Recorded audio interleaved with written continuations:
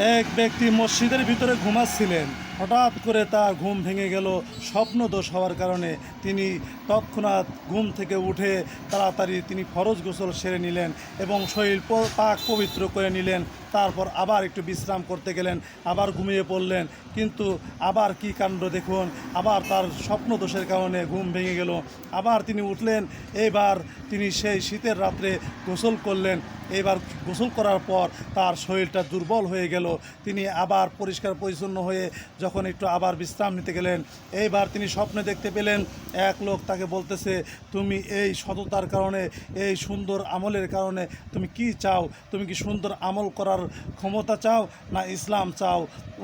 ওই যুবক ব্যক্তি তিনি উত্তর দিলেন, আমি ইসলাম চাই, কারণ ইসলামের মাধ্যমেই আমি সমস্ত আমল শিখতে পারবো। আর এই ইসলাম ছাড়া আমার জীবনের কোনো সফলতার কোনো মাপকাঠদণ্ড নেই। তারপর ওই ব্যক্তির ঘুম ভেঙে গেল। আল্লাহ রাব্বুল আলামিনের কি কুদরত! ওই যুবক ছেলে তিনি তারপর থেকে কোরআন পড়া শুরু করলেন। কোরআন পড়া শুরু করার পর থেকে অল্প কিছুদিনের মধ্যেই তিনি সম্পূর্ণ কোরআনটাকে আল্লাহ রাব্বুল আলামিনের রহমতে তার মুখস্থ হয়ে গেল। এমনকি সে মুখস্থ হওয়ার পর সে এতটা ইয়াদ হয়ে গেল যে সে আর জীবনে সেই কোরআনটাকে আর ভুলতে পারল না।